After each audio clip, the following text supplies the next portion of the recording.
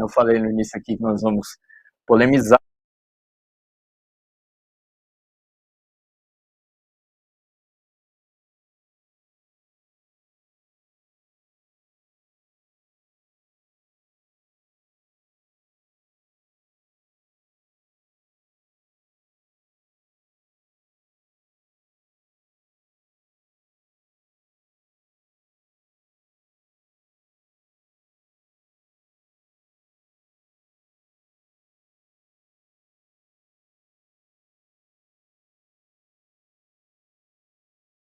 Colocar aí a tela inteira, é urgente lançar a candidatura de Lula a presidente. E, já que nós estamos no programa de cultura, eu queria dar destaque ao caderno cultural do jornal Causa Operária, né? Produção, se puder jogar aí a tela cheia, o terceiro caderno, que é o caderno cultural, aqui está.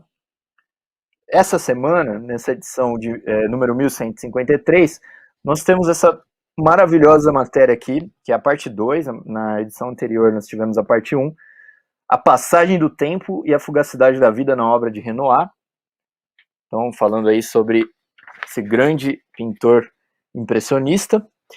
E nós temos também, na contracapa, uma matéria de literatura sobre o Cortázar, Júlio Cortázar, o bestiário de Júlio Cortázar e os temores da burguesia argentina. Né? Se você gosta de literatura, de artes plásticas, de música, música clássica, música popular, né? É mais cinema, tudo isso você encontra no nosso caderno cultural do diário da Causa Operária, do jornal Causa Operária. Então é indicado aí para que vocês adquiram o jornal, pode adquirir pela nossa loja do PCO.com.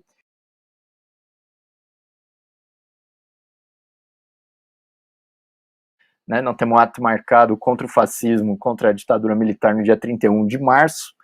Né? Inclusive estamos preparando, já que o nosso próximo programa é um dia antes aí do dia 31, nós estamos vendo se a gente faz um programa especial também sobre a arte e a ditadura militar.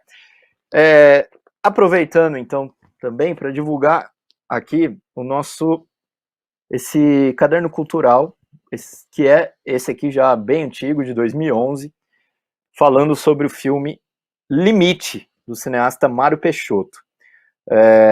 Esse caderno cultural serviu de base para o quarto caderno da semana passada, o podcast Quarto Caderno da semana passada, e eu aconselho o pessoal a ouvir. Aqui também, ó, menorzinho, tem o tema Raimundo Correia, a crise da monarquia brasileira e o advento do parnasianismo. Também foi tema do nosso podcast, Quarto Caderno, que é o podcast que vai ao ar aí todas as terças-feiras, às 15 horas. E eu aconselho vocês aí a ouvirem. E também esses cadernos culturais você adquire em loja do PCO.com também. A gente vende separadamente essas edições. Uma coisa interessante sobre o filme Limite, do Mário Peixoto, é que, por coincidência, né, o Kaká sabe que nós estamos cheios de coincidências nos nossos podcasts. Né? O Mário Peixoto faz aniversário, né, faria aniversário, no caso, no dia 25 de março, daqui a 2 dias. Né? E o Mário Peixoto tem uma coisa interessante sobre ele, que o filme Limite ele é considerado uma obra de cinema de vanguarda do início do século. Ele foi muito comentado internacionalmente como uma obra vanguardista do cinema brasileiro, né, do cinema internacional, inclusive. Né, alguns cineastas citam aí o Limite. Só que é aquela coisa, nós estamos no Brasil, né? Esse filme ficou, acho que a partir dos anos 60 e 70, ele simplesmente sumiu, ninguém sabia onde estava, ele tinha virado uma lenda, né? Aquela coisa assim, existia um filme que um tal de Mário Peixoto fez, o filme era maravilhoso, tinha uma série de inovações vanguardistas, etc. E tal, quem tinha visto, quem não tinha visto, tinha que acreditar nos que viram. Hoje em dia, eu queria que o Vicente falasse, dá para encontrar no YouTube, né? Com a graça de Deus, pelo menos uma parte do filme. Eu nem sei se o filme tá inteiro, tá, como é que tá, né? E nós fizemos esse especial aí em 2011 sobre, era na ocasião dos 80 anos do filme, né? Inclusive fizemos uma entrevista e tudo mais sobre o cinema. E é aquela coisa, né, Vicente? E Kaká também. Nosso cinema, ele foi totalmente boicotado, né, pelo imperialismo, e nós temos muita dificuldade de fazer cinema por conta disso, né? Porque o cinema exige uma indústria muito forte, uma tecnologia, muito dinheiro, né? E eu acho que esse negócio do Mário Peixoto, inclusive, é o único filme que ele conseguiu terminar. Os outros filmes todos ele encontrou problema, é uma saga, né, a história dele. E nós temos assim um produto dessa qualidade que ninguém conhece, que ficou esquecido, né? E que depois a história do cinema brasileiro é só boicote do imperialismo, das indústrias de Hollywood, etc e tal, né? E acho que é interessante, principalmente aproveitando aí que no dia 25 de março é aniversário do Mário Peixoto, falar um pouquinho sobre essa questão aí, se vocês tiverem algum comentário. Pode começar, Vicente, sei lá, você quer assistir o Posso filme? começar? Pode Opa, começar. para te falar a verdade, eu não assisti o filme inteiro. Eu sei que ele tem no YouTube, eu fui reservando aquele dispositivo para assistir mais tarde, né? Mas quando você estuda o surrealismo no Brasil, você passa por esse filme, né? Eu estou lendo agora uma série de estudos, né, sobre o surrealismo. Quando chega na hora do cinema, o pessoal comenta, fala bastante. Foi por isso até que eu separei o filme. Mas ele não é o único, né? Uma série de outros filmes aí que vão se perdendo, não é? No cenário brasileiro. Mulheres, né, que faziam filme, né? Cineastas, diretoras, né? Tem um monte de informação aí da história do cinema brasileiro que a gente perde completamente, né? E a gente fica com a impressão que a gente não tem uma história do cinema, né? Até essa história, o cinema marginal, esse cinema de terror lá, que o Zé do Caixão né? Fazia, né? O cinema, como chama lá, do Rogério Sganzella, né? O pessoal Helena Inês, toda essa turma. E mesmo o cinema novo, né? Essa história da câmera na mão, ideia na cabeça, né? São todas ideias assim, claro, você encontra isso equivalente em outros países, né? Outras formas semelhantes de fazer cinema, mas essa coisa sempre de estar em algo engasgado que não funciona, né? Dá a impressão de que é uma incompetência, né, do brasileiro dele não assumir fazer um cinema, tanto é que é a opinião geral que o cinema brasileiro não presta, né? Aí você pergunta para a pessoa que tem essa opinião, mas que filme você já viu, né? O que você acha de tal filme? Então, se fala uns três, a pessoa não viu, não é? É uma informação que ela fica circulando aí, ela é para diminuir a autoestima do brasileiro, né? Você não sabe fazer cinema, você não sabe, a gente sabe fazer. O problema é que você tem que contar uma história parecida, que é a história assim do cinema e indústria, né? Por mais que você seja marginal, você precisa de todo um aparato ali, um pintor, um poeta. O poeta, às vezes, é o que menos precisa, né? Se ele tiver uma boa memória, ele não precisa nem escrever os poemas que ele faz. E agora, cinema não, né? Você precisa de uma equipe, tem que saber montar, tem toda uma técnica aí que não é. É muito difícil uma pessoa concentrar, embora haja alguns que concentrem, né? Mas é muito difícil. E esse tom de indústria faz com que ele acabe tendo de dialogar muito, né, com a indústria cultural. E é nessa que você é pego, né, porque aí você entra em todo o esquema capital do monopólio, etc. Eu, quando era adolescente, vai 18 anos, tal, 19, enfim, né, estava lá na mocidade. Eu lembro que uma série de livros, assim, da época da ditadura voltaram a ser publicados, não é? Então, coisa que você não achava, tipo o Diário da Bolívia, você achava em livraria. E havia livros do Glauber Rocha também que circulavam, né? Os filmes dele começaram a circular em cineclubes, né?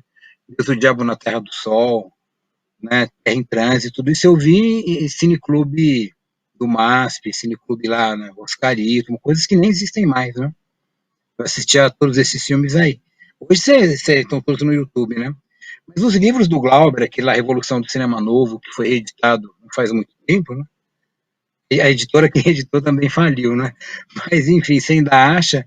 Ele conta toda essa história, né? O que aconteceu lá com o Cangaceiro, Vera Cruz, todo o processo de falência do cinema brasileiro, agora eu posso dar algumas informações erradas que eu estou pegando de memória, mas os prêmios lá que o Cangaceiro ganhou, né? E tem toda a crítica que o Glauber faz, falando que aquele já é um filme bem imperialista, que trata o cangaceiro como se fosse um cowboy, né? O cangaceiro andando a cavalo, né? Geralmente o cangaceiro ele andava a pé. Ele vai colocando todas essas diferenças, é bem, bem legal, né?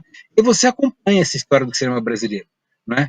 Se você for assim, contando a história de antes do cinema novo, então você vai encontrar sempre uma tentativa de fazer um cinema e aquela tentativa é abortada, né? Você não consegue tocar adiante, né?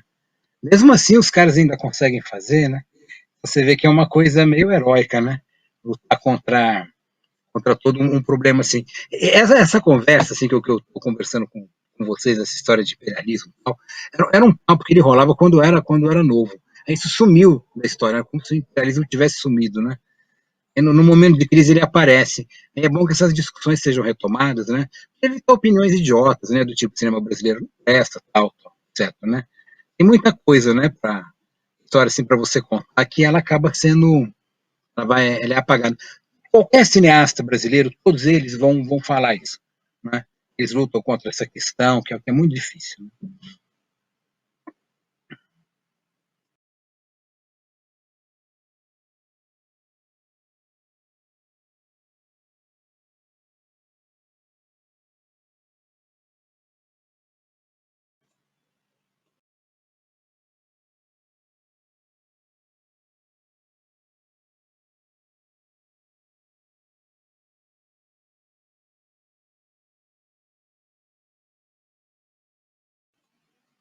O Henrique não está sem som? Eu não ouvi você.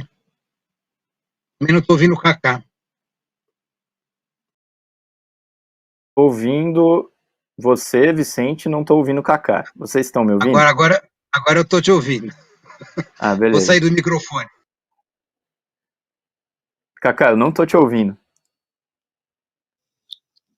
Agora eu acho que eu vou te ouvir. Agora sim, agora sim. Agora não. Ô, louco. Vai. Agora sim, agora sim, agora sim. Não mexe em nada. Tá ouvindo? Beleza? Posso fazer um comentário sobre esse negócio que o Vicente falou do cinema, que eu acho interessante?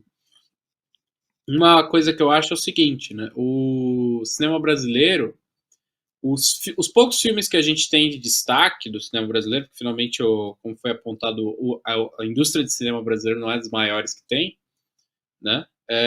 Mostram assim que não é um problema de incompetência do brasileiro em fazer filme. Não se trata disso. Isso aí é uma besteira, né?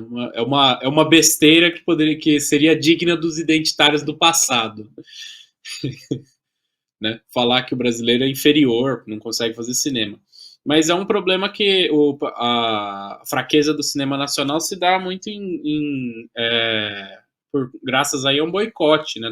Porque o cinema, como foi apontado, ele é uma indústria, né? Uma arte muito industrial, precisa de uma estrutura muito grande que o Brasil não tem, né? Não se permite criar. Né? E não é impossível de se criar também, porque há quem poderia argumentar e falar, não, o cinema é coisa de país desenvolvido, mas está aí a Índia, né? Por exemplo, que é um país muito atrasado, bem mais atrasado que o Brasil, inclusive, tem aí uma das maiores indústrias de cinema do mundo, que mostra que é um problema de boicote econômico, né? Porque a capacidade do brasileiro de fazer arte não é inferior a nenhum outro, mas é muito pelo contrário. Você poderia, inclusive, dizer que o brasileiro tem um tino para produção artística, sensibilidade, tudo, mas há um boicote muito forte, né? A nossa indústria do cinema, tudo, né? E agora a gente vê aí que a tendência é piorar até esse tipo de boicote se estender para outros campos.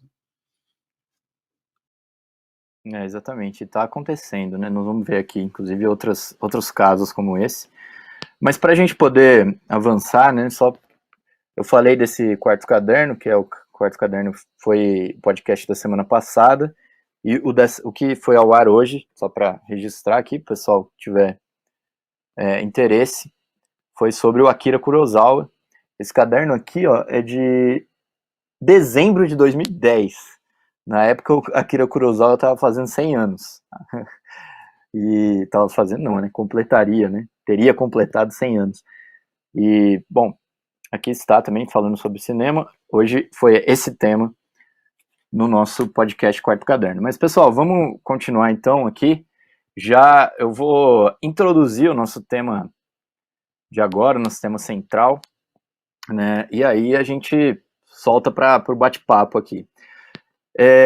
Bom, vocês devem, o pessoal que acompanha aí a arte e a política, nesse caso eu até me arriscaria a dizer que o pessoal que acompanha mais a política deve ter ficado sabendo disso daí, mais do que o pessoal que acompanha a arte, né?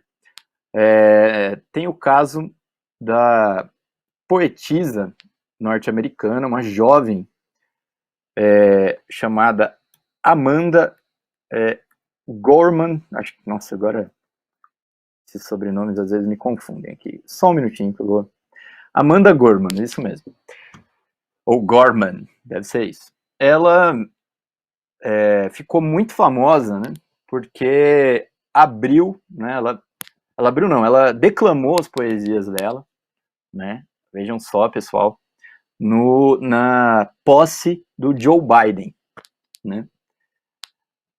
Vamos falar a linguagem aqui mais nua e crua, né? Ela participou ali da posse do governo genocida e imperialista do Joe Biden.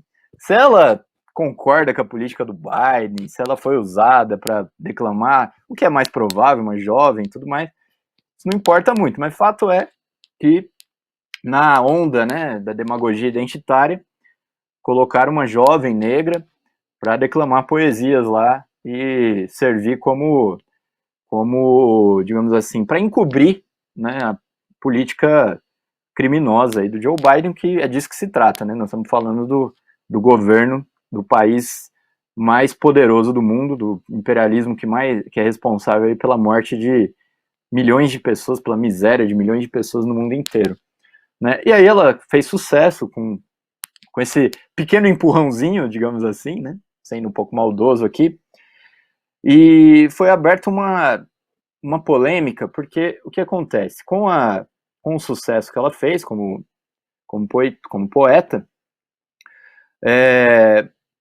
uma sueca, né, uma mulher sueca, ganhou o direito de traduzir os poemas da Amanda Gorman para o sueco, né? E vejam só, essa sueca não era negra, gente, porque também, vamos falar a verdade, né? Na Suécia não deve ter muito negro. Caíram matando em cima da tradutora, e a própria tradutora simplesmente desistiu de fazer a tradução. Ela recuou, falou, não aguento, foi assim, foi cancelada, né? Literalmente foi cancelada, e ela decidiu cancelar o trabalho de tradução, né, que ela tinha se colocado a fazer aí na poesia da moça aí, da norte-americana, né. Na verdade, eu falei sueca, na verdade é uma escritora e poeta holandesa chamada Marieke Lucas Rijneveld, né. Essa que seria aí a holandesa, eu falei sueca, me perdoem, informação errada aqui, que iria traduzir a poetisa americana, a Amanda Gorman. Bom, ela recuou, etc e tal, e isso daí deu lugar a uma polêmica, né? Para você traduzir alguém, você precisa ser exatamente como a pessoa, quer dizer, para você traduzir a pessoa que é negra, você precisa ser negro também? Se você traduzir uma mulher, você precisa ser mulher? Né? Como é que fica isso daí, né? Eu tô lançando aqui a notícia para a gente abrir o debate e aí vamos embora. Quem começa falando aí sobre isso, né? Porque é esquisito, né? Quer dizer, você tem uma mulher negra que vai ser traduzida por uma língua europeia, aí você precisaria então encontrar em última instância, você precisaria encontrar uma mulher negra com a mesma idade da outra, né? De repente até que mora no mesmo lugar que a outra, sei lá, o que precisa ter de características iguais aí para que a outra possa traduzir, né, a pessoa, né? Bom, é com vocês. E quem fala primeiro? Eu, Cacá. Ô, Cacá, Vamos lá. você tá mudo ainda, Cacá. A gente tira a sorte. Quem perder fala primeiro.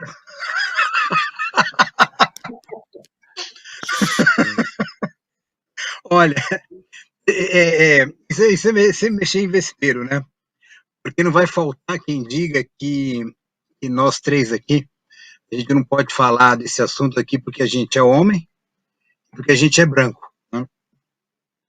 Ó, essa história do identitarismo aqui, a gente estava conversando, né, na hora que a gente vai fazer essa pauta do programa, toda a zona de discussão, assim, ela fica flutuando, não é? No mundo, assim, da verdade, da inverdade, da maluquice, de uma certa razão. Por isso que a coisa mais maluca, às vezes soa como algo razoável, porque ela está do lado de algo razoável, num argumento. Então, eu acho que você tem que tentar discernir essas questões para você não ficar assim perdido assim no meio da argumentação e justamente para essa ideia errada, porque você está baseado numa ideia mais ou menos correta. Vou dar um exemplo para isso ficar mais fácil.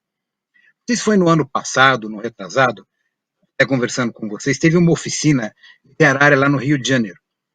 E eram só escritores brancos que estavam lá na organização. Havia até representante LGBT, mas não tinha todo mundo branco. Né?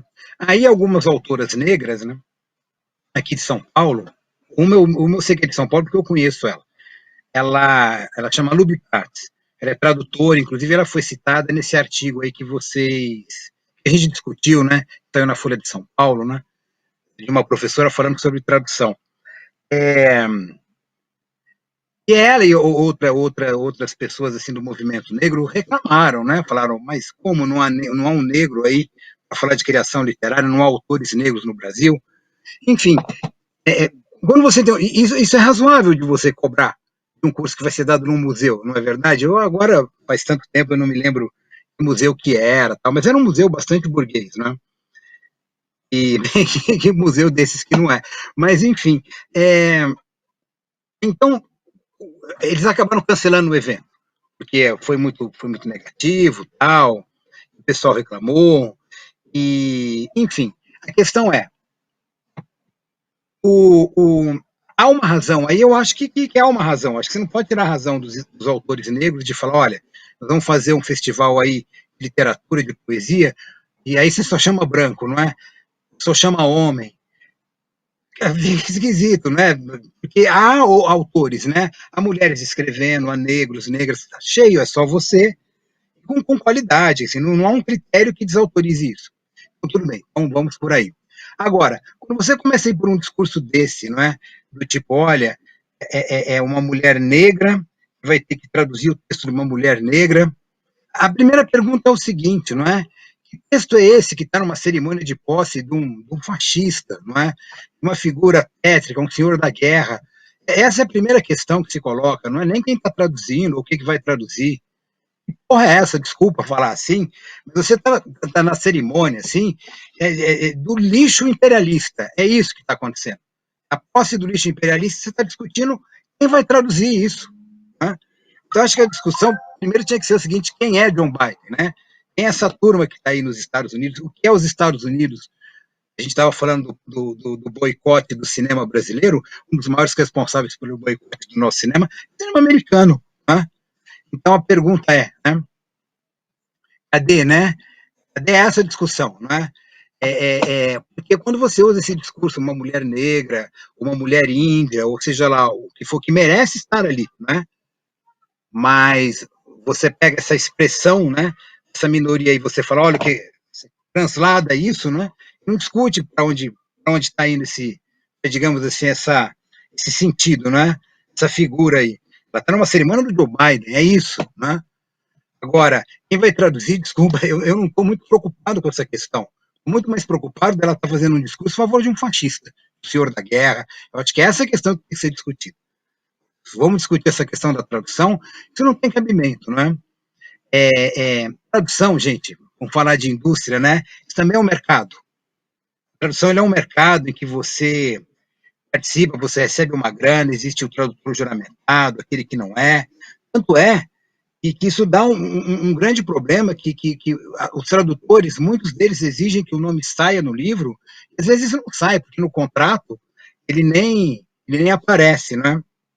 Enfim, paga-se mal o direito autoral para o tradutor, mas paga-se alguma coisa. O que você está querendo montar é uma espécie de reserva de mercado. O problema é um problema capitalista. Ele não é um problema de discussão. Essa discussão ela vem assim depois.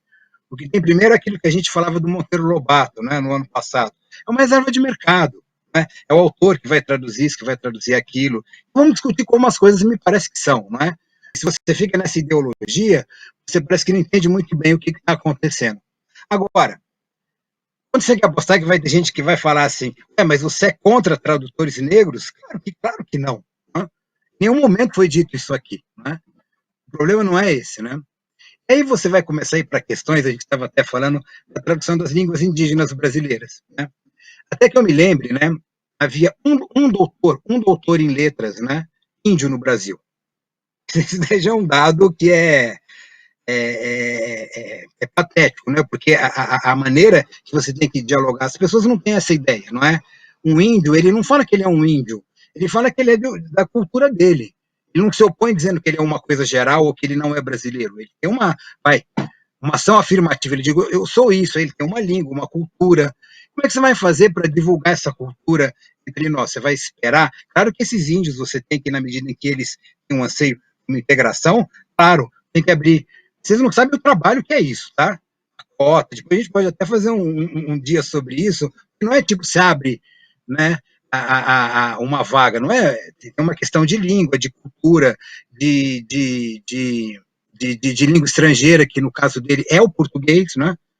Então é muito complicado tudo isso daí. Não é tão simples quanto parece. Poderia ser mais simplificado, mas está burocratizado já. E aí, voltando a essa questão, como é que vai ficar isso, né? Como é que fica um autor vietnamita? Como é que fica um autor russo? Não é? Eu sei aí que o partido, a gente andou traduzindo, né? Eu não mexi na tradução, mas sei que o partido andou traduzindo os textos do Trotsky, o programa de transição, o bolchevismo, o stalinismo. Não há nenhum russo aqui no partido, não é? Como é que você vai vencer a distância do tempo? Você não vai atualizar o pensamento, né, que era daquela virada do século XIX para o XX para a nossa virada de agora? Quanta coisa já não aconteceu aí, não é? Em termos até do movimento do capitalismo. Então, não tem. O que é uma tradução? Né? O que é traduzir? Você está traduzindo o quê? A poesia? Ela fez a poesia? A poesia tem uma métrica? Quem traduziu manja disso? Não é? Tem rima, você vai traduzir a rima do inglês para o sueco, quem vai fazer essa tradução tem essas noções, não é? Então, acho que tudo isso é uma coisa assim que fica de lado, tanto o aspecto técnico está de lado, o aspecto político, que é o principal está de lado, e fica essa conversa, né? No fim, é uma conversa de direito autoral, pode ver. É isso assim, a observação, acho que dá para, que eu queria fazer agora. Eu passar a bola aí para os companheiros. Eu acho o seguinte, né? Essa é toda uma discussão, né? Primeiro é uma discussão que você olha é esdrúxula, né? Eu acho que eu, pelo menos, por exemplo, o Henrique mandou a notícia na pauta, eu fiquei até um pouquinho escandalizado, assim, quando eu vi. Eu falei, nossa, chegou nesse ponto para você traduzir, né? Porque, assim, antes esse debate todo aí, ele é um longo debate de formulações teóricas esdrúxulas sobre sobre o problema, por exemplo, isso daí tem mais a ver com aquela coisa do lugar de fala, né? Por exemplo, a gente viu aí com as teses dessa identitária de Jamila Ribeiro, né, que no Brasil tem essa mulher aí, ela faz um pouco, ela tem umas formulações sobre isso, acho que tem até uns livros sobre o assunto, né, e entra em várias aquelas formulações que geram esses hábitos super reacionários que a gente está vendo aí se desenvolver dentro do meio do debate da esquerda, né? Esse argumento do lugar de fala é um deles, né? né, que vem acompanhado aí de, por exemplo, determinados instrumentos aí, como, por exemplo, o negócio do cancelamento, né, que tem aqui na CELTV, a gente tem alguns programas dedicados a falar sobre isso, né, que é um instrumento de debate, né, com longuíssimas aspas, que é duro dizer que isso daí é uma forma de debate, né, mas são uma série de instrumentos aí que vêm sendo utilizados para reduzir o debate, né, e, no fim, o que eles acabam fazendo é extinguir totalmente o debate em torno dessas questões, né. Esse mesmo aí é uma coisa que parece muito absurda, porque a gente saiu do terreno de você precisa ser do mesmo ramo que o artista para poder fazer uso daquilo, né? Que a gente já viu isso em algumas discussões de lugar de fala, tipo, só gente negra pode ir em roda de samba, jogar capoeira, entre outras coisas, né? Ou tal coisa é só para a comunidade dos orientais, sei lá, dos índios, né? Que é uma concepção, basicamente uma concepção conservadora invertida, né? Diferença que no passado isso aí servia a propósitos conservadores da direita e agora está servindo supostamente a um propósito da esquerda, né? Que é absurdo, é um método absurdo, né? E aí a discussão vai ficando cada vez mais louca, né? A gente vê aí nesse negócio que eles se estenderam no ponto de que você não pode nem traduzir o livro de um negro, por exemplo, se você não for negro.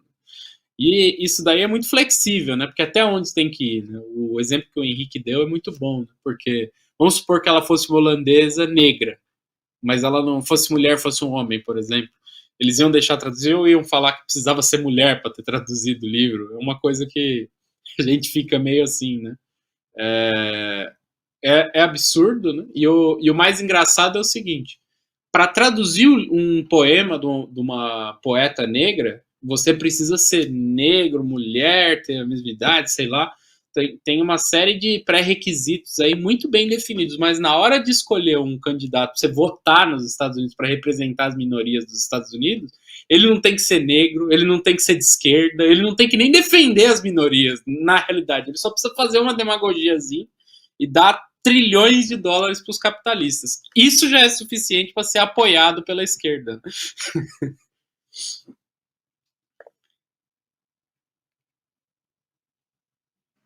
Agora o Henrique está no mudo. Falar? Eu tô no mudo? Pode ir. Agora tá dando mudo. Beleza. Agora dá pra... Não, só acrescentar um elementozinho na notícia, que a própria poetisa norte-americana, a Amanda Gorman, ela gostou da indicação da holandesa, né? Não é nem que ela gostou, ela conhece, ela se identificou e tudo, ela elogiou a escolha, só que a holandesa decidiu recuar por conta da pressão que o pessoal fez aí nas redes sociais, né? Que entra um pouco também na questão do tal do cancelamento, né? Um pouco. Mas pode ir lá, Vicente, você comentar. Então, falar só duas coisinhas. Tá dando para me ouvir? Né? Então, eu sei que vocês curtem história em quadrinhos, hein? Vou tampar aqui para fazer a propaganda. Essa daqui saiu, é para adolescente. Chama Arlequina, Quebrando Vidraças. Isso é uma história identitária. Para vocês verem assim como é que nos quadrinhos, assim, eu comprei para ler tal, aí eu fui lendo. Eu vou dar um exemplo assim, para vocês terem uma ideia de como é que a coisa vai ficando maluca. Eles vão reformulando as personagens, né? Em vez de inventar uma mulher negra, eles pegam uma personagem que já existe e aí faz ela ser uma mulher negra num universo paralelo. Esse é o fim do mundo. Nessa história aqui, a mulher negra é a Era Venenosa, né? E eles são estudantes na escola de Gotham, né? Que é uma escola pública onde estuda o Batman e a Arlequina, que é uma perrapada que mora com uma comunidade de travestis, né? No Baixo Gotham, né? Quer dizer, isso já é que história é essa, né? Quer dizer, um filho de um milionário que estuda na mesma escola pública, já fala, peraí, já começa mal a história, né? Mas enfim, vamos levar em consideração que a gente está vivendo nesse mundo perfeito, né? Eles vão discutir, aí a Era Venenosa chega e fala, não, é uma aula, ela fala, não, tudo tem que ser mediado pela classe, o gênero e a raça. Só que você não define o que é raça, você não define o que é gênero, e também você não define o que é classe social. Porque lá não aparece um proletário na história, não aparece um proletário. Aparece o rico e o pobre. Então, peraí, como assim? Né? O que cria essa diferença? Né? De onde vem essa diferença? Ela não é trabalhada na história. O que é trabalhado é o gênero, a raça e uma classe que você não define o que é. No marxismo, a classe é muito bem definida, né? E aí é uma história que se alimenta daquilo que eu falei, da confusão, né? Claro que tem que ter herói negro e tal, mas você vai fazendo. Tipo assim, o Lanterna Verde, né? Você precisa de um gay, é o Lanterna Verde. Precisa de um negro, é o Lanterna Verde. Faz um herói diferente, né? Quem acompanha super-heróis sabe do que eu tô falando. E aí uma hora eles estão lá no cinema, a história é muito, a imaginação é absurda, né? O Coringa, ele controla o cineclube do cinema. Aí ele só passa filme de homem, né? Tipo Kubrick, né? Enfim, Eisenstein, não sei se Eisenstein passa, mas eu sei que passa filme de gangster. E aí a Era Venenosa assim, chega e fala: você não passa filme de mulher? Ele fala uma mulher que é cineasta. Aí ela fala aquela que fez o Babadoc. Quer dizer, nem a própria mulher que fez a revista conhece mulher cineasta. Tipo Eva Chitlova, né, da República Tcheca, a Liliana Cavani fez aquele filme O Porteiro da Noite, que é um clássico filme sobre a Segunda Guerra Mundial. Quer dizer, nem na hora de citar as mulheres, ela sabe de quem ela está falando. Então, quer dizer, não é um discurso sobre feminismo, não é uma bobagem. Né? Na hora de falar sobre mulheres que trabalharam no cinema, não sabe do que está falando, é tudo filme que está na Netflix, sabe? Então, quer dizer, é o território da bobagem, né? Porque isso já virou um dispositivo, aí já vem a segunda coisa que eu ia falar, é um dispositivo argumentativo, né? É uma espécie de olavismo às avessas. Se você quer ganhar alguém não tendo razão, né, alguém argumento de alguém não tendo razão, você ataca a pessoa. Aí você fala, você é um homem branco, não pode discutir. Você é um homem negro, não pode falar porque é uma coisa de uma mulher. Quer dizer, isso é uma... Para mim, o nome disso é uma grande palhaçada, certo? Você tem que levar em conta quem fala, quem está dizendo, é lógico, mas não desse jeito, né? Isso é para você ampliar a discussão, não para reduzi-la. Né? Mas isso é usado para reduzir, você passa um monte de informação falsa, informação incompleta. Né? Eu fui ver os filmes que são citados aqui, né? E não é mérito nenhum uma mulher fazer essas bostas de filme. Né? O interessante aí é você pegar a mulher que realmente fez filmes assim, muito loucos. Né? Então, essa é a questão. Quer dizer, eu conhecia mais as autoras, eu que sou homem, branco tal, do que a personagem aí dada a representar essa causa. Né? Então, vamos devagar com essa história, né?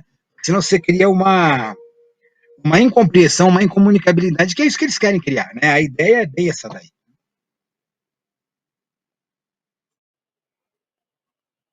Kaká, você ia comentar? Só essa coisa do super-herói negro, super-herói gay, é uma coisa que provoca uma revolta em um determinado setor mais atrasado aí da comunidade que gosta de quadrinhos, né? Porque, assim, é uma forçação de barra? De fato é. Porque, como você falou, ao invés do cara fazer um super-herói negro, ele vai convertendo o mundo à volta dele. Então, uma coisa assim, né? É uma forçação de barra, né? E é uma coisa, assim, puramente comercial, né? Uma coisa que eu queria falar dessa história aí do caso da tradução, né? Que a gente estava comentando é o seguinte: o negócio da tradução que me chamou a atenção é que a conduta toda que eles tiveram de ir lá e fazer esse linchamentozinho na mulher que se propôs lá a traduzir as poesias da moça. Não vou fazer aqui um juízo de valor, até porque eu nem li as poesias da moça, não cheguei nesse ponto de ir lá e fazer uma avaliação, mas assim, não vou fazer nenhum juízo de valor se a coisa é boa, se é ruim, o que ela está falando. Né? Mas supondo assim, feito por mulher negra e tal, né? Eles nesse frenesi identitário aí, que eles não perceberam o seguinte, que a coisa não vai andar para frente nesses moldes que eles estão promovendo. A colocação do Vicente aí sobre o problema do índio, né, é bem análoga a essa situação, né, que se a gente for deixar o trabalho de divulgar e tornar mais acessível às pessoas comuns a cultura indígena brasileira, é capaz que os índios todos morram em queimadas, tiro de jagunço e doenças simples de curar antes deles conseguirem passar a cultura deles para frente, porque é muito complicado para eles fazer isso daí, né? E aí você está removendo da equação de trazer a cultura deles mais para perto todos os fatores aí de solidariedade de outras pessoas. No fim, é um negócio, essa ideia da reserva de mercado, ela começa a se manifestar, né, de que essas coisas aí, eles estão tentando criar uma espécie de nicho, né, estão criando uma espécie de nicho para um desenvolvimento aí econômico, né, como se o problema do negro fosse simplesmente um problema de oportunidades dentro do capitalismo. Eu estava aqui lendo, inclusive, que essa questão toda do identitarismo, ela ganhou uma certa desenvoltura, né, um embate ideológico em torno da questão do identitarismo, ele tomou uma desenvoltura durante a eleição de 2016 nos Estados Unidos. As primárias do Partido Democrata, uma parte do pessoal vai se lembrar, na época estava disputando aí o Bernie Sanders contra a Hillary Clinton. O Bernie Sanders, a gente já falou bastante dele aqui na imprensa, tudo, ele é um candidato aí, para os padrões aqui do Brasil, por exemplo, seria um candidato muito moderado, mas para os padrões norte-americanos ele é um cara assim super radical, né, de esquerda, pá. E eu tinha lido que ele, ao ser questionado sobre a questão das minorias nos Estados Unidos, né, teria dito o seguinte, né, que é uma política, inclusive, que eu fiquei surpreendido, não sabia que era essa a política dele, não sei se ele mudou de posição depois também, mas ele teria dito o seguinte, que é importante ter gente das minorias aí ocupando cargos, tudo, estando aí à frente, mas isso aí não vai mudar nada se essas pessoas ficarem dando continuidade à política que é levada atualmente, que é a política dos capitalistas, né? Ele não tem essa ideia super clara, mas ele associa coisas com Wall Street e tal, que é uma associação já decente, né? A posição da Hillary Clinton, que é a posição desses identitários aí, era a posição contrária. A ideia é de que, assim, ao colocar os negros em posições de destaque, você meio que está resolvendo o problema do negro na sociedade. Então, quando você coloca, por exemplo, faz o que o Biden fez de colocar lá um negro para ser o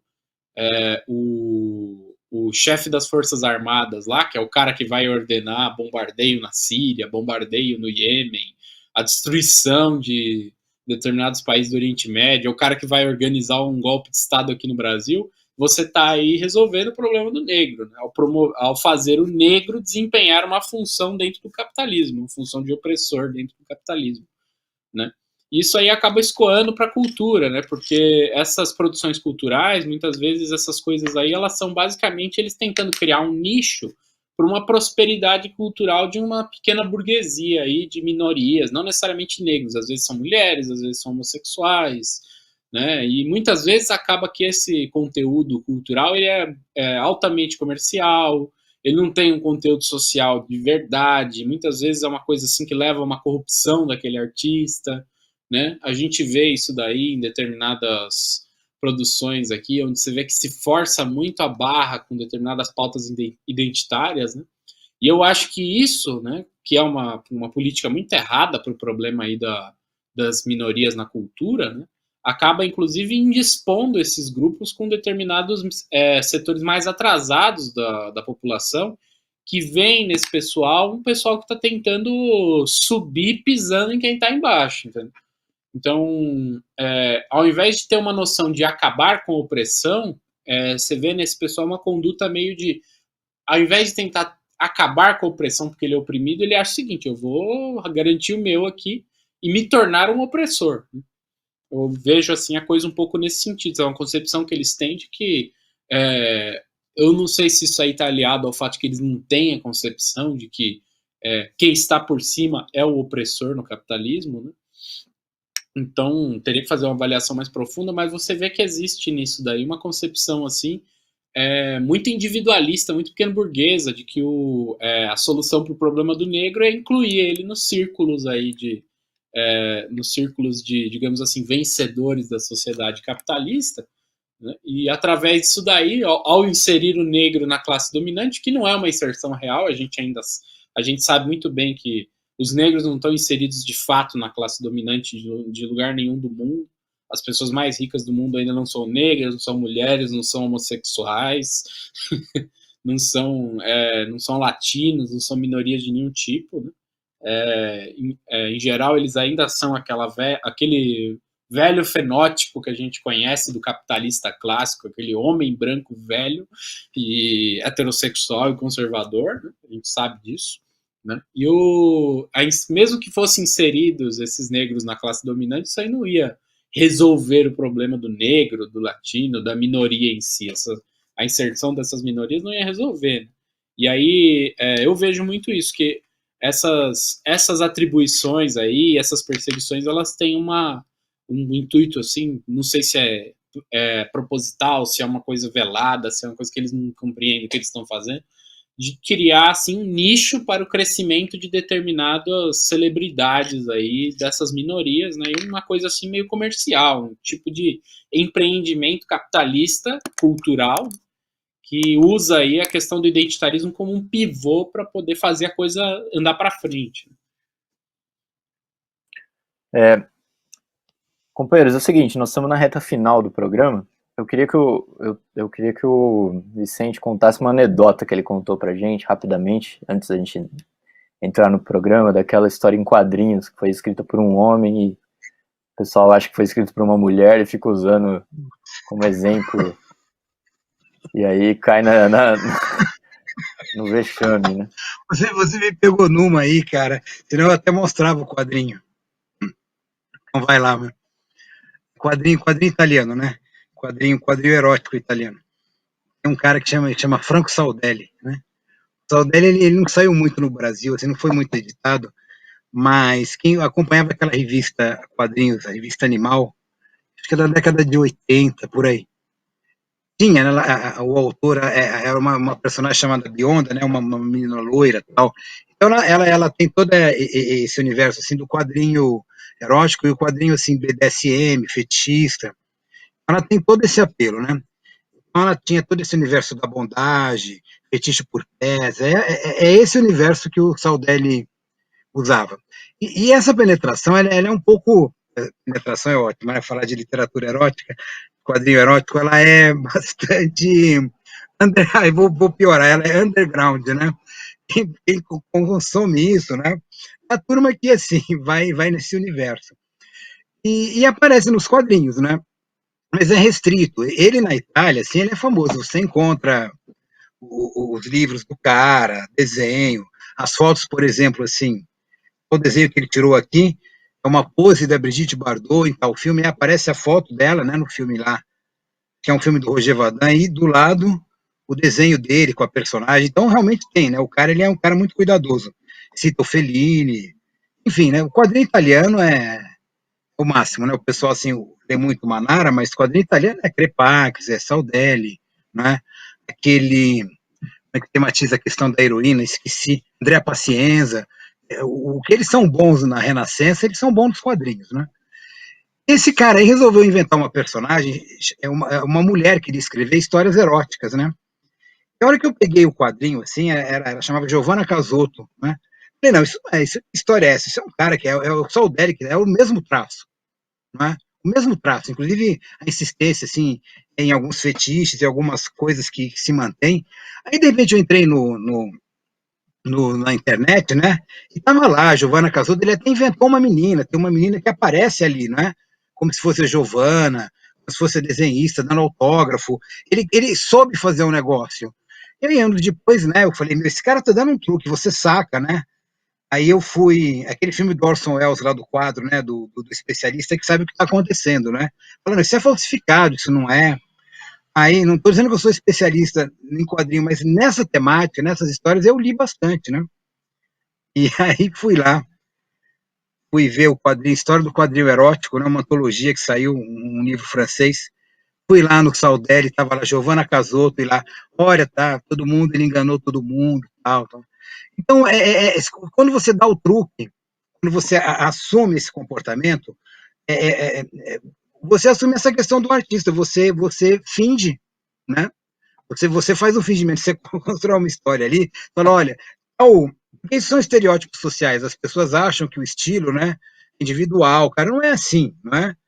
Existe um estereótipo de que seria uma literatura feminina, uma literatura negra. Se você consegue ver como isso funciona, você falsifica, você dá o truque, ou vai deixar bonito, você cria um heterônimo, né?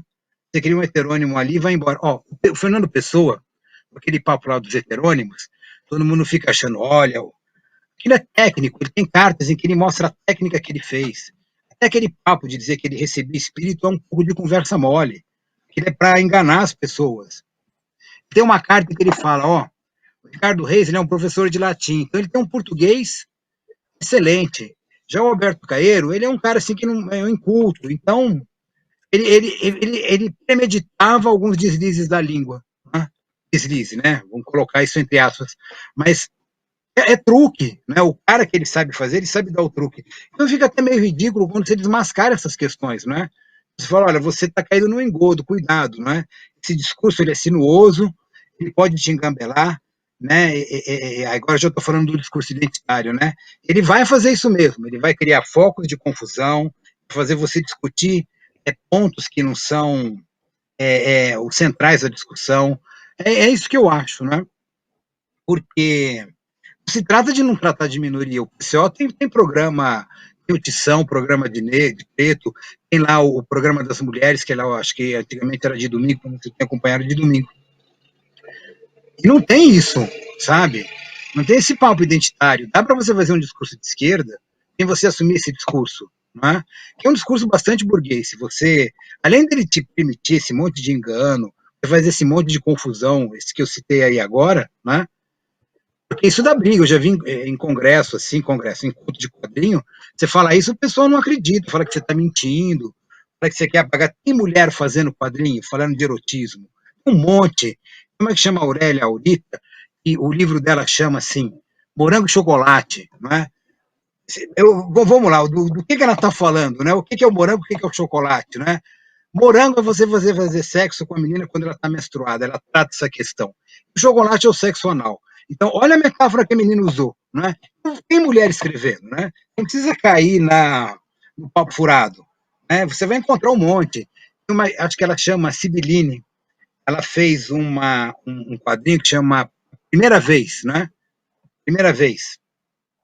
E é sempre a primeira vez de alguma coisa que ela vai fazer, né? Sexo grupal, sexo anal, encontro pela internet. E ela fez os roteiros. Não tem. Se você vai lá, tem um monte de menino escrevendo. Esse próprio que eu falei aqui, né? A Arlequina é uma moça que escreveu. Claro, está sendo indicado para prêmio, né? É uma mulher que escreveu. Mas quando você vai assim na literatura, em quadrinhos, tem um monte, tem mulher escrevendo. Então você não precisa criar esse artifício, né? É mais ou menos essa história que você pediu para a gente falar uma anedota, né? Mas deve ter um monte, essa é só uma, né? Cada um deve conhecer uma mancada específica desse tipo de discurso muito. Um discurso burro, né? Porque ele é unilateral. A mulher escreve o tema da mulher, então só a mulher pode ler. Que é isso, né? Linguagem ela é para você se comunicar, né? Existe a compaixão, existe várias formas de você se exprimir e entender o outro. Isso daí é Eu, interessante. inclusive, Só uma coisinha que eu reparei no fala do Vicente, né? Você vê que eles vivem falando de quebrar paradigmas, né? Os identitários, eles são esses caras que falam em quebrar paradigmas sociais, né? Remover os preconceitos e não sei o quê, mas você vê que as concepções deles sobre o problema cultural são banhadas a preconceitos, esse negócio que você falou de que existe uma ideia preconcebida que eles têm sobre o que seria um conteúdo feminino, o que seria um conteúdo masculino, o que seria um conteúdo de negro, né? Então, no fim, assim, você vê que aquelas frases clássicas, né, sei lá, de 60, 70 anos atrás, que tal coisa é coisa de mulher, é coisa de negro, né, é coisa de viado, não sei o quê, começa a fazer sentido dentro do discurso deles, né? O discurso deles, que seria supostamente um discurso de quebrar aí os paradigmas sociais, se tornou basicamente um discurso de conservação dessa dinâmica social aí que a gente tem, de que tal coisa é feita por determinado grupo social somente, não sei o quê, né? E aí, só que aí o que eles fizeram foi basicamente meio que inverter um pouco os conteúdos, mas a dinâmica em si continua lá, né? Nós, inclusive, aproveitando aqui para fazer um merchan, né? No Música de Classe da sexta-feira, no podcast, nós falamos sobre o cancelamento. Nós falamos que tem aquele papo de que o Chico Buarque não pode falar de mulher, né? Porque ele tem várias músicas belíssimas com eu lírico feminino, né?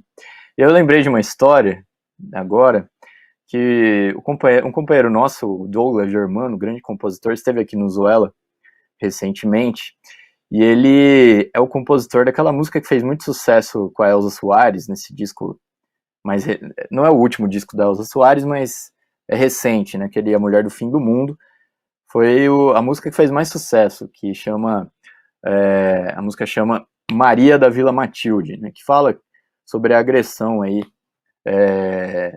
da mulher dentro de casa, etc e tal. Ele relatou na entrevista, o pessoal que quiser procurar no Zuela, que ele foi tocar essa música, que é dele, ele é o único, inclusive é o único compositor da música, foi tocar num bar a música dele, tava lá tocando e ele notou que tinha uma menina olhando pra ele de cara feia, né? E aí quando ele terminou o show e tudo, a menina foi tirar satisfação com ele. Quem que você pensa que é pra tocar essa música, que fala sobre a mulher?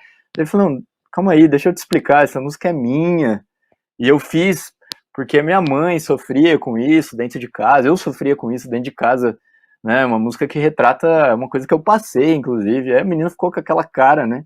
No chão.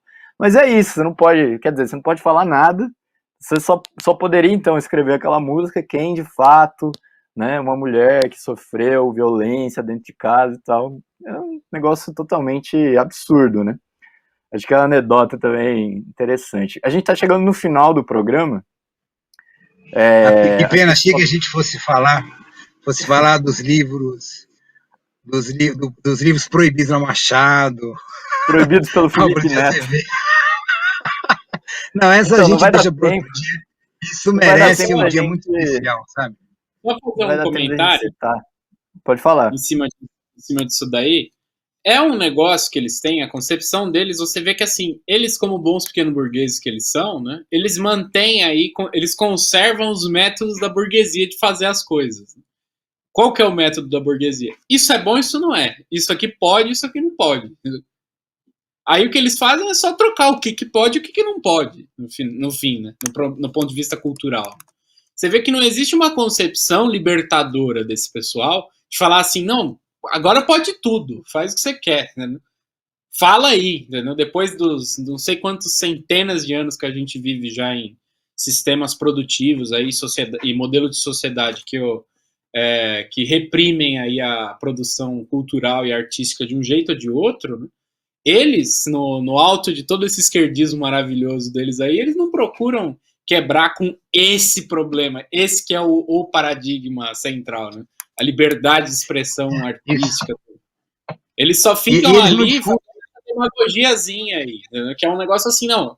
Ao invés, vamos então pegar, né? Eles conservam a ordem existente, né? Que é isso pode, isso aqui não pode, e aí eles ficam lá, e agora eles só trocaram o que pode e o que não pode, mas o fato é que a dinâmica da sociedade não foi trocada, continua essa merda opressora que a gente tem, que é um negócio assim, você não tem a possibilidade de fazer as coisas que te interessam fazer, aquilo que expressa o seu negócio, que nessa anedota do Douglas Germano é muito boa, porque você vê que é uma música que eu tenho certeza que muito identitária aí, mundo afora, se achou assim, nossa, que coisa linda, coisa maravilhosa, da Soares, não sei o quê. Só que você vê que era uma coisa que dizia respeito à história dele, né? Que é uma expressão genuína do que ele acha, né? E com certeza uma galera se identificou com isso daí, né? Mas você vê que é uma coisa assim, que não tem um pré-requisito, né? Aconteceu com ele pôs no papel, né? E fez um sucesso. Você vê que a coisa deles não diz respeito a isso, a liberdade do cara de se expressar livremente. E sim de expressar o que eles, do alto daquele julgamento maravilhoso, de toda a sapiência divina, assim, extraterrena dessas pessoas maravilhosas e bem pensantes, dizem que é bom, é certo, é puro, é maravilhoso, é etéreo, que é da mente deles. Eu acho que o Kaká lembrou bem aí. Pode falar, Vicente, pode falar. O proletariado ele não aparece no discurso dessas pessoas, né? Esse identitarismo não aparece, né? E aí quando eles desviam para essas questões assim de gênero, né? Eles não discutem a sexualidade do proletariado. É diferente da sexualidade burguesa, né? Isso é discutido no marxismo. O Reich, tal, o William Reich, ele tem os desvarios dele, tem a caixa de orgônio, tem tudo isso.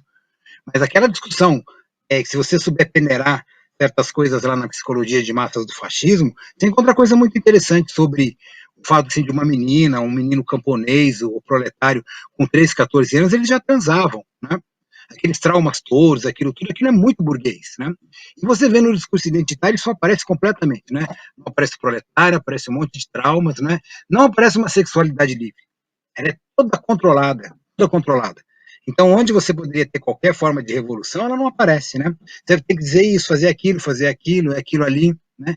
Aí você cria uma nova estereotipia. Eu acho que era importante a gente lembrar que o discurso nazista, ele é identitário por excelência.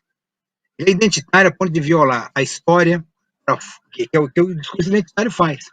Você violenta a história para aquilo funcionar. Tipo, o cara vai procurar o martelo de Thor, sabe? Sabe, vai procurar o capacete de Odin, sei lá, nas ruínas dele, assim, para ver o que era o povo germânico. Isso é identitarismo, né? Você falar assim do tipo, não é o povo germânico que pode fazer isso, aquilo lá. Você mutilar a história das línguas, falar não, não é indo-europeu, não é latino, está fora, é indo-germânico, é o germânico e o indiano. Quer dizer, olha que puta papo furado, né? Aí você vai construindo uma identidade toda maluca, né? Ela só existe ali, né? Num desconhecimento, né? Mas o que mais me choca é essa história assim de não aparecer esse discurso proletariado. Ele não aparece, né? No discurso identitário, o discurso de classe é o pobre e o rico. Mas cadê o pobre? Por que ele é pobre? De onde é que vem a pobreza, né? De onde é que vem a riqueza do rico, né? Que gosta de dizer que ganha dinheiro com o trabalho, mas não fala com o trabalho de quem que ele ganha dinheiro, né? Isso não aparece no discurso aí. É.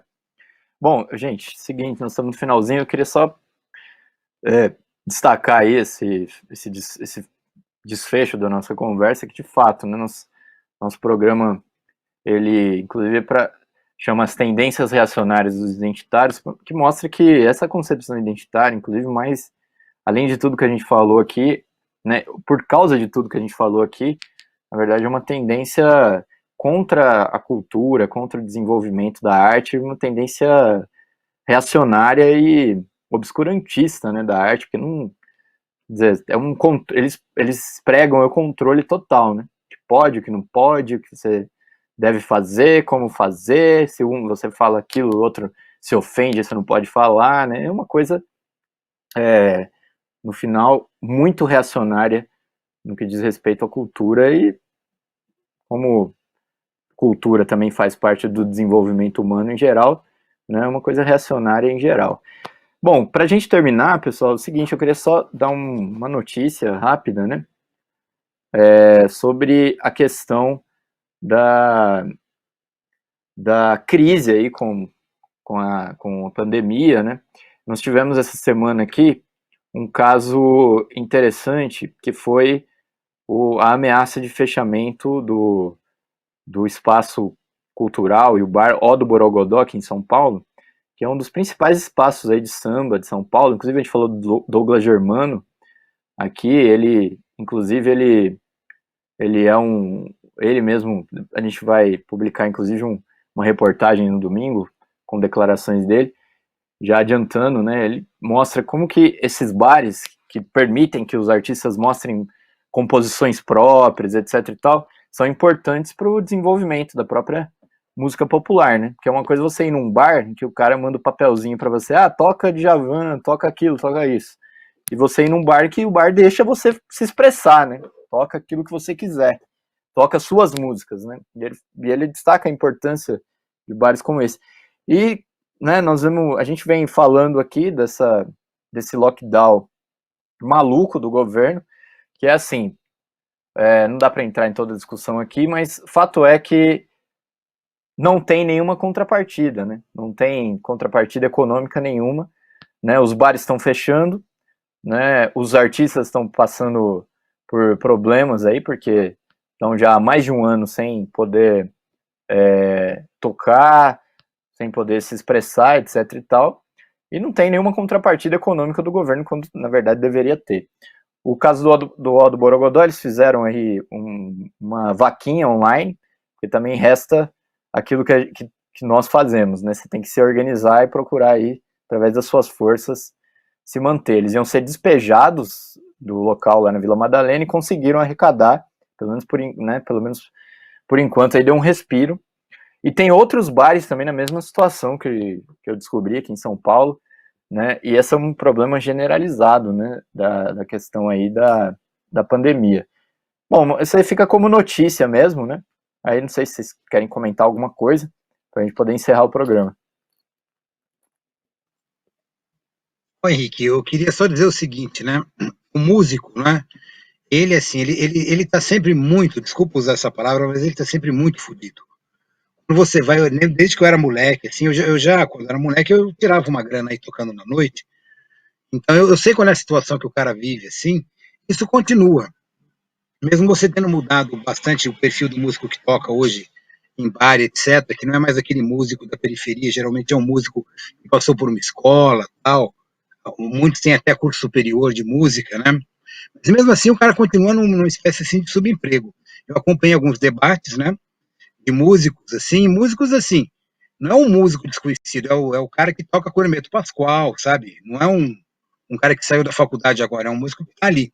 Eles realmente reclamam muito. Os bares chamam o cara para tocar, em vez de pagar em dinheiro, paga em vinho, sabe? Que é isso?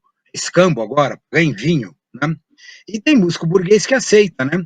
Então tem toda essa história, tem todo um debate aí que envolveu essas questões, né?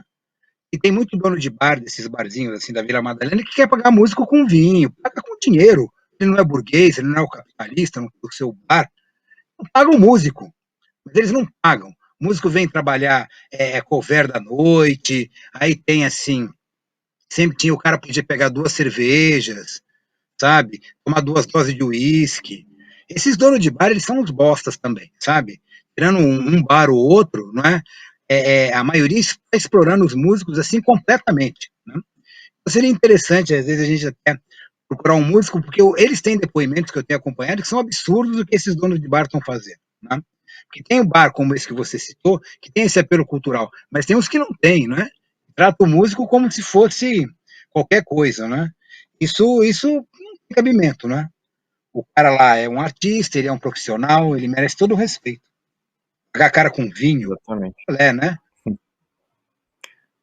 Aqui a companheira Carla no chat fala do Bar do Baixo. De fato, eu acompanhei o fechamento do Bar do Baixo, também está sofrendo aí. Fechamento num local, eles abriram em outro por outros motivos. E agora também eles estão sofrendo com essa questão da pandemia. Bom, Cacá, já faça seu comentário e já se despeça da galera que já deu nosso horário.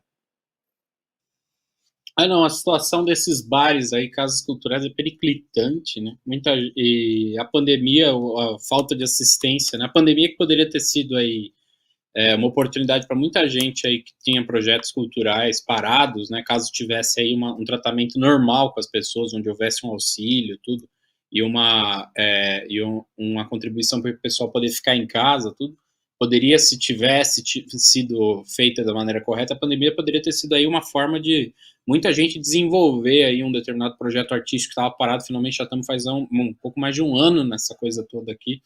Muita gente poderia ter desenvolvido coisas, feito, gente que desenha, desenhado pra cacete, gente que pinta, ter feito um monte de quadro, gente que toca música, ter composto um monte de coisa, mas não, o pessoal tem que ir mover mundos e fundos para tentar sobreviver e arranjar aí comida pro dia seguinte, não sei o quê.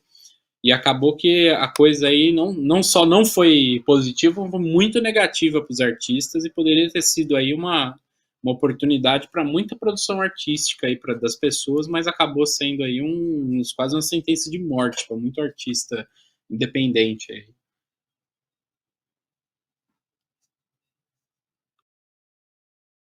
Bom, companheiros de Sente, então a gente já vamos se despedir. Vocês estão ouvindo o panelaço aí ou não? Tá dando para ouvir? Caramba, pior é que eu tô ouvindo de longe aqui um panelaço, não sei. Aqui eu não tô conseguindo nem falar, tá mal panelaço. Como é panelaço, eu não sei se é de direita ou de esquerda, porque é panela, né? Panela é coisa de classe média, você nunca sabe se é a favor do Bolsonaro, se é contra o Bolsonaro, se eles estão protestando porque o Moro foi considerado, se ferrou aí no julgamento, eu já não sei de mais nada. Precisa precisa ver aí. Mas eu tô ouvindo, sim.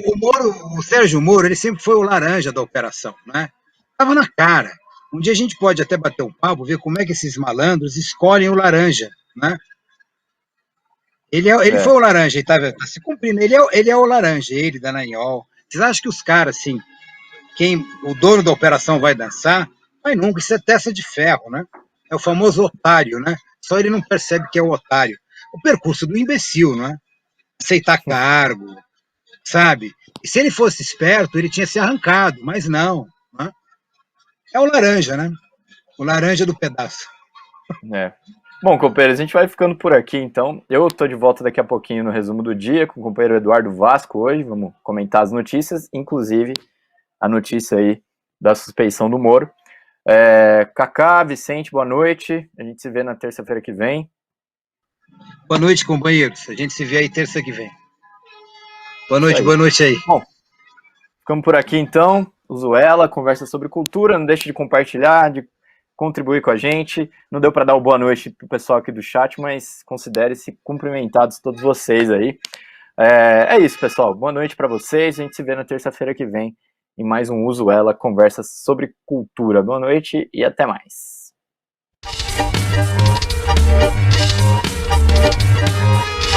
Companheiros, boa noite. Vou comer uma pizza aí. Tchau, queridos.